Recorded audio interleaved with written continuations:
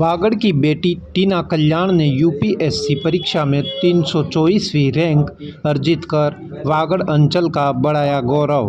हम बात कर रहे हैं बांसवाड़ा के कृषि विज्ञान केंद्र में कार्यरत प्रोफेसर आर के कल्याण की बेटी हैं टीना कल्याण, जिन्होंने दूसरी बार में ही जीत हासिल कर ली। देखिए वागड़ तक पर टीना कल्याण का एक्सक्लूसिव इंटरव्यू।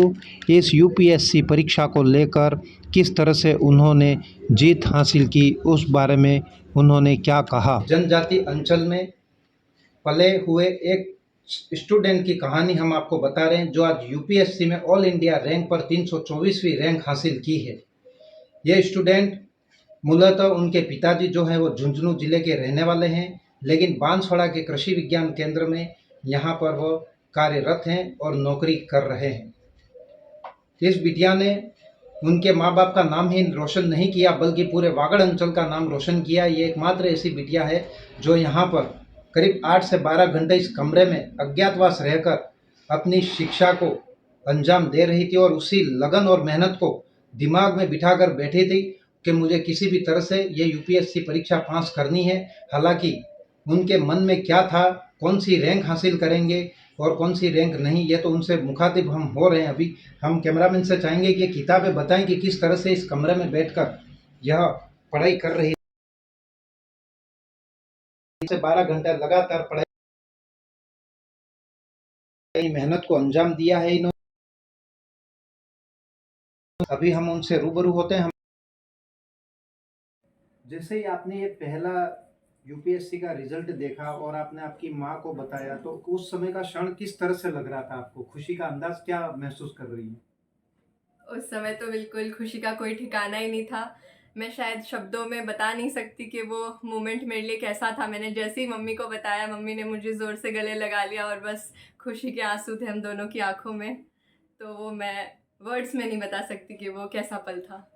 बहुत ही एक अनोखी खुशी आपको आज देखने को मिली और एक तरह से आपके माता-पिता भी बहुत ही खुश हो चुके हैं। जी, जी, बिल्कुल। पूरा परिवार, मेरे मम्मी-पापा, मेरी दीदी, सब लोग बहुत-बहुत खुश हैं आज। उसके बाद जैसे ये रिजल्ट आया, आपके परिजनों को बताया, फिर कहाँ-कहाँ से आपके पास फ़ोन आने शुरू हुए? क्या अभी भी लगातार फ़ोन आ रहे हैं? तो क्या मान रहे हैं कि कहाँ तक आपके परिवार हैं, दोस्त हैं, मित्र हैं, आपके साथ पढ़ने वाले दूसरे हैं? किस तरह से खुशी का इज़हार किया जा रहा है फ़ोन पे? जी, 2 बजे से जब से रिज़ल्ट आया है तब से फ़ोन की तो लाइन सी लग गई है।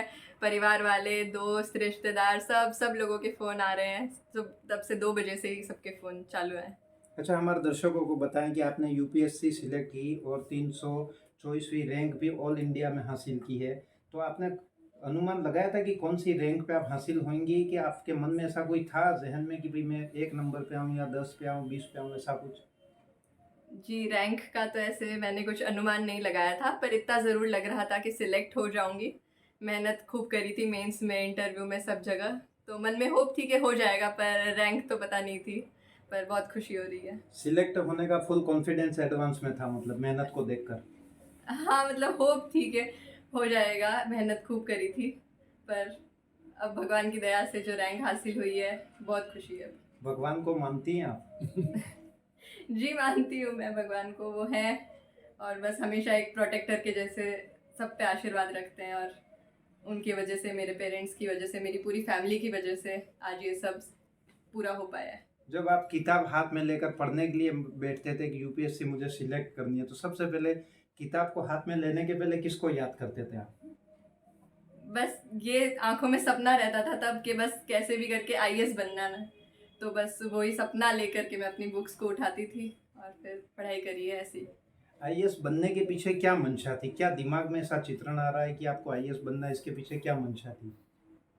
जी, ये सपना तो मेरे पापा के थ्रू स्टार्ट हुआ था। उन्होंने मुझे बचपन से बताया है कि मतलब कैसे आईएएस अगर आप बन जाते हैं तो आप क्या कुछ नहीं कर सकते हैं। जो सोसाइटी के इतने सारे लोग हैं, आप उनकी बिल्कुल लाइफ़्स को टच कर सकते हैं और ग्रास रूट पे एक चेंज लेके आ सकते हैं। तो वो बात मेरे मन में काफ़ी ऐसे बैठ गई थी कि ठीक है, मेरे को करना है तो ये करना है और एक बड़े पोस्ट पे जा कर के ऐसी चीज़ करनी है जिससे मैं लोगों की लाइफ़्स में चेंज ला सकूँ। तो वो चीज़ ने मुझे बचपन से हमेशा मोटिवेटेड रखा है और हमेशा से फिर यही ड्रीम था मेरा जिसकी तरफ मैं तैयारी करती रही। आपके पिताजी भी एक गवर्नमेंट एम्प्लॉयर हैं और आपको इस कंजेक्टेड लाइफ में और जॉब में भी काफ़ी कुछ परेशानियों का सामना किया होगा उन्होंने भी, कि जब आप इस तरह का एजुकेशन कर रही हैं तो उनका सहयोग किस तरह से रहा, किस तरह से आपको यहाँ पर जैसे दिल्ली में कोचिंग नहीं जाना पड़ा, कहीं और नहीं जाना पड़ा, आपने यहीं रहकर ही अध्ययन किया, तो किस तरह से उन्होंने मोटिवेट किया आपको? जी, मैं बार-बार वही कहूँगी कि मेरी जो भी सक्सेस का पूरा-पूरा क्रेडिट है, वो मेरे फैमिली वालों के लिए ही है सारा। जैसे मैं दिल्ली गई नहीं, मैंने कोचिंग नहीं करी वहाँ जाके, मैंने पूरी तैयारी मेरी 2 साल अपने घर पे रह के ही करी है। तो जो पापा-मम्मी इनका जो सपोर्ट रहा है, अपनी टेंशन साइड में रख के हमेशा मेरे को मोटिवेटेड रखना, मेरा एग्ज़ाम जैसे-जैसे पास आता है, तो हर दिन वो मेरा मूड लाइट करना कि बच्ची को टेंशन नहीं हो, इसको परेशानी नहीं हो, हर छोटी से छोटी फैसिलिटी देना। मेरी मम्मी सुबह से शाम तक मतलब मुझे चेयर से हिलना भी नहीं पड़ता है, इतना ध्यान रखा है उन्होंने। तो हर चीज़ उन्होंने मेरे लिए करी है और खुद की टेंशन साइड में रख के हमेशा मुझे मोटिवेट किया है और मेरा साथ दिया है, तो उससे बड़ा तो और क्या हो सबसे सकता है। बड़ा मतलब आपके कहने का मतलब एक तरह के भगवान थे, जो आपको सुख-दुःख में हर तरह की मदद की इन्होंने, और आपको जो परिणाम था वो सामने आया आज आपके। बिल्कुल, बिल्कुल। मेरे से ज़्यादा बैकग्राउंड में जिसकी मेहनत रहती है और जो दिख नहीं पाती, मेरी पढ़ाई तो सब देख लेते हैं, पर पीछे जो बैकग्राउंड में मेहनत रही है, हमेशा मेरे फैमिली वालों की रही है और इसी वजह से आज ये मुकाम हासिल कर पाई। यही सपोर्ट रहा, इसी की बदौलत आज इस मेहनत का रंग लाई है सफलता। जी, जी, बिल्कुल सर। अब आप आईएएस बन जाएँगे, तो आप जहाँ पर भी जाएँगी, सबसे पहला मकसद आपका क्या रहेगा उस क्षेत्र में? कोई बड़ी तकलीफ रही या कोई छोटा-मोटा कोई मामला रहा, तो आपका पहला मकसद क्या रहेगा? वहाँ की जनता को किस तरह से आप क्लियर करेंगे, मोटिवेट करेंगे कि उनकी जो समस्या है, मूलभूत समस्या हो या कोई बड़ी समस्या हो, तो कैसे उसको सॉर्ट आउट करेंगे? मेरा यही मकसद रहेगा कि जहाँ पे भी मेरी पोस्टिंग हो या जहाँ पे भी मुझे लगाया जाए, मैं वहाँ पे ग्रास रूट पे लेवल पे जाके लोगों से खुद से इंटरैक्ट करके उनकी प्रॉब्लम समझना चाहूँगी और फिर उनके लिए काम करना चाहूँगी, ताकि उनकी पूरी प्रॉब्लम ऐसे जड़ से मिटा सकें। और बिल्कुल अपनी कुर्सी पे बैठ के ही ऐसे रूल नहीं करना मुझे। मुझे सबकी परेशानियाँ जान के और उनकी परेशानियों को सॉल्व करना है, यही मेरा एम है। कई बार क्या एक जो है मकसद हासिल करने के बाद कई लोग बड़े अधिकारी बन जाते हैं, तो एसी के कमरों से बाहर नहीं निकलते हैं। ग्राउंड फील्ड में किस तरह का रिजल्ट देंगी आप जनता को? जी, मेरी तरफ से तो ऐसा नहीं होगा। मैंने बचपन से मेरे पापा का, मम्मी का, इन सब का संघर्ष देखा है, इन सब की कहानियाँ सुनी हैं और गाँव से आती हूँ। सब बिल्कुल धरती से जुड़े हुए हैं, तो ऐसी तो कभी आएगी नहीं बात कि वो रहेगा।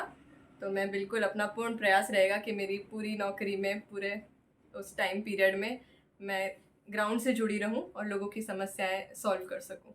आप राजस्थान के दक्षिण के बांसवाड़ा जिले में बसे हुए हैं, जनजाति अंचल है यहाँ पर।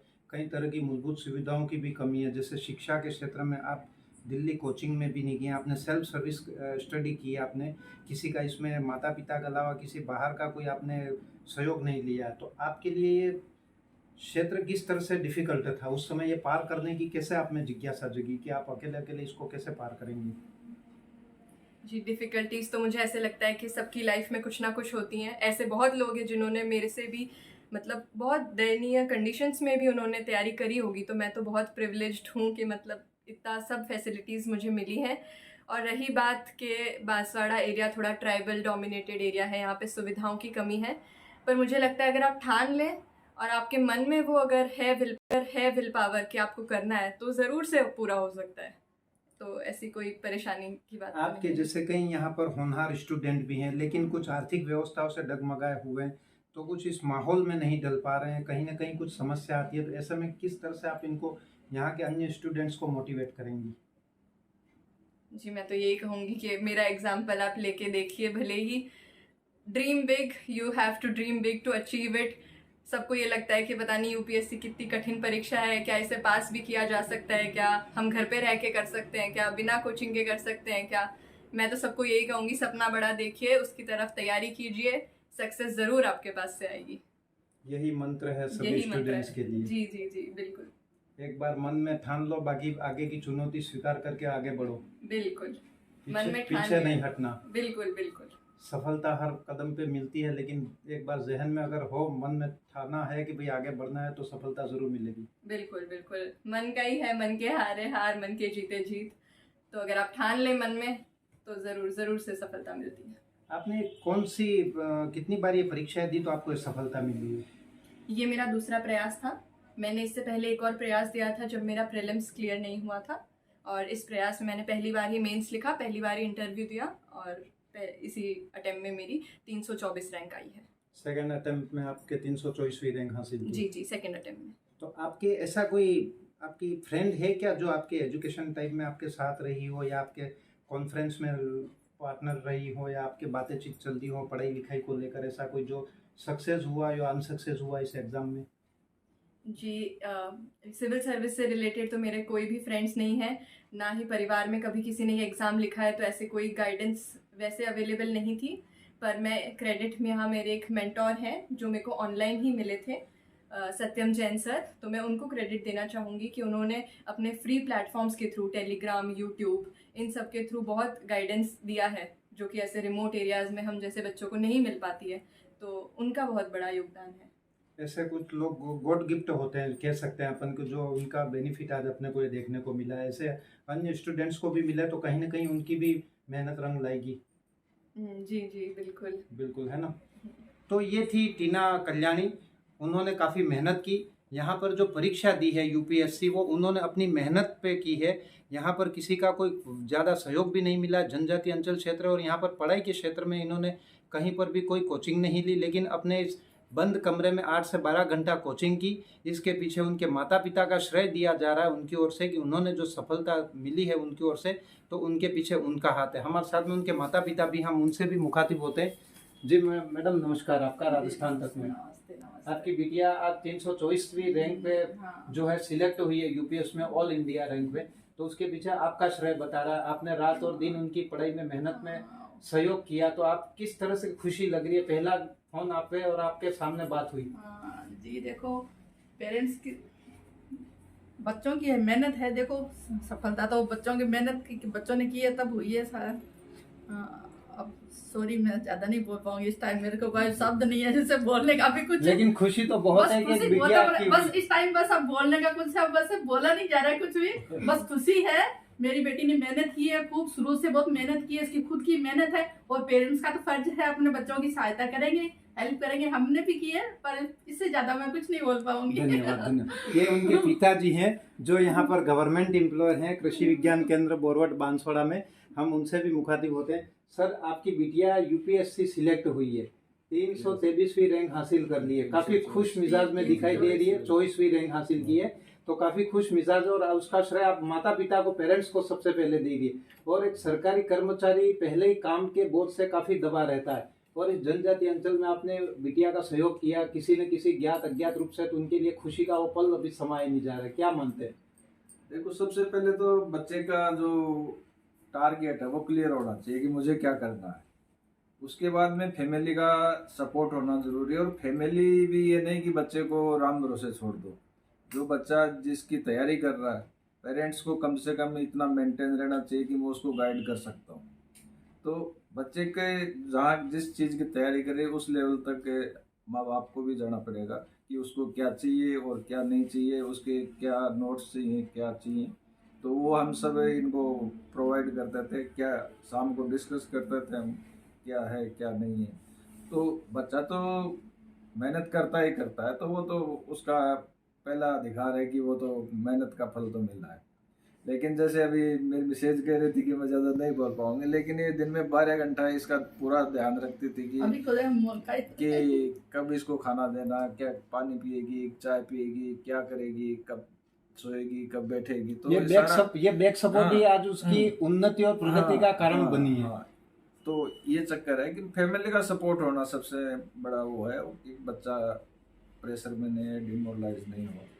तो माँ बाप का तो भी बहुत बड़ा कंट्रीब्यूशन होता है। एक लड़की है, और लड़की 8 से 12 घंटा बंद कमरे में पढ़ाई करना, लड़का हो तो कहीं फ्रेंड सर्कल में भी जा सके, लेकिन लड़की ने अपने सभी तरह के रिश्ते छोड़ करके बंद कमरे में इस मंत्र को पूरा जपा है और आज सफलता हासिल की है, और माँ बाप का आशीर्वाद बना हुआ है इसके पीछे, तो आज वो मुकाम हासिल कर लिया है। तो इस वागड़ अंचल में भी खुशी की लहर है कि भाई इस तरह से एक बिटिया ने जो है मेहनत की, और कर्मचारी की बेटी ने आज अपना रंग और मेहनत करके दिखाई है। देखो, एक तो मैं कर्मचारी हूँ, तो मेरा कहीं इसमें मैं ये नहीं कि मैं नौकरी करता हूँ, सुबह जाता हूँ ऑफिस में ऑफिस का टेंशन आपका भी दिनचर्या बिजी रहता है। वो रहती है, लेकिन वो ऑफिस में छोड़ देते हैं, घर पे आके अपना जो बच्चों का जो हेल्प करनी है वो करनी है। ऑफिस लेकिन का सर टेंशन इसमें घर एक पे मायना नहीं। रखता है कि आप नौकरी भी कर रहे हैं और घर में भी समय दे रहे हैं, काफी महत्वपूर्ण बात है नहीं, ये। नहीं, वो बिल्कुल सही कह रहे हो, लेकिन हर चीज अपनी अलग अलग है, तो सबको एक प्रायोरिटी है, तो अपने को उसी हिसाब से उसको टाइम देना चाहिए। यहाँ इस जनजाति अंचल में आप लंबे समय से रह रहे हैं, तो किस तरह से यहाँ के जो है युवाओं को इस तरह से कैसे मोटिवेट करना चाहेंगे, आप क्या मंत्र देंगे? देखो, एक तो मैं कर्मचारी हूँ, तो मेरा कहीं इसमें मैं ये नहीं कि मैं नौकरी करता हूँ, सुबह जाता हूँ ऑफिस में, ऑफिस का टेंशन आपका भी दिनचर्या बिजी रहता है। वो रहती है, लेकिन वो ऑफिस में छोड़ देते हैं, घर पे आके अपना जो बच्चों का जो हेल्प करनी है वो करनी है। ऑफिस लेकिन का सर टेंशन इसमें घर एक पे मायना नहीं। रखता है कि आप नौकरी भी कर रहे हैं और घर में भी समय दे रहे हैं, काफी महत्वपूर्ण बात है नहीं, ये। नहीं, वो बिल्कुल सही कह रहे हो, लेकिन हर चीज अपनी अलग अलग है, तो सबको एक प्रायोरिटी है, तो अपने को उसी हिसाब से उसको टाइम देना चाहिए। यहाँ इस जनजाति अंचल में आप लंबे समय से रह रहे हैं, तो किस तरह से यहाँ के जो है युवाओं को इस तरह से कैसे मोटिवेट करना चाहेंगे, आप क्या मंत्र देंगे कि जैसे ये बिटिया पास हुई, इनकी देखो, मेहनत रही? इसमें कोई शॉर्टकट नहीं है, कोई शॉर्टकट नहीं है। आप पहले टारगेट डिसाइड करो कि मुझे वो करना, फिर अकॉर्डिंग टू उसके हिसाब से अपना प्लान बनाओ, छोटे छोटे प्लान बनाओ कि मुझे ये 10 दिन में ये क्लियर करना, 15 दिन में ये क्लियर करना। तो आप टॉपिक वाइज, हर डे वाइज आपको सारी चीज़ों का पढ़ना पड़ेगा और उसका सॉल्यूशन देखना पड़ेगा। तो मेहनत का कोई शॉर्टकट नहीं है, मेहनत तो करनी पड़ेगी आपको, फैमिली आपको सपोर्ट कर सकती है, बाकी तो बच्चे को मेहनत करनी पड़ेगी। मेहनत के बिना सब काम बेकार है। सर क्या नाम है आपका? मैं डॉक्टर आर.के. कल्याण, किस पोस्ट पे हैं सर? मैं प्रोफेसर हूँ या कृषि अनुसंधान केंद्र में। तो ये थे प्रोफेसर साहब जो बांसवाड़ा बोरवट कृषि विज्ञान केंद्र में कार्यरत हैं। उन्होंने बताया कि हर स्टूडेंट को मेहनत करनी चाहिए, माता पिता सिर्फ सहयोग करते हैं, लेकिन लगन और मेहनत तो बच्चे को ही करनी है, चाहे किसी भी तरह से करें, लेकिन मेहनत का रंग हमेशा सफलता लाता है। कैमरा पर्सन के साथ राजस्थान तक के लिए राजेश सोनी, बांसवाड़ा।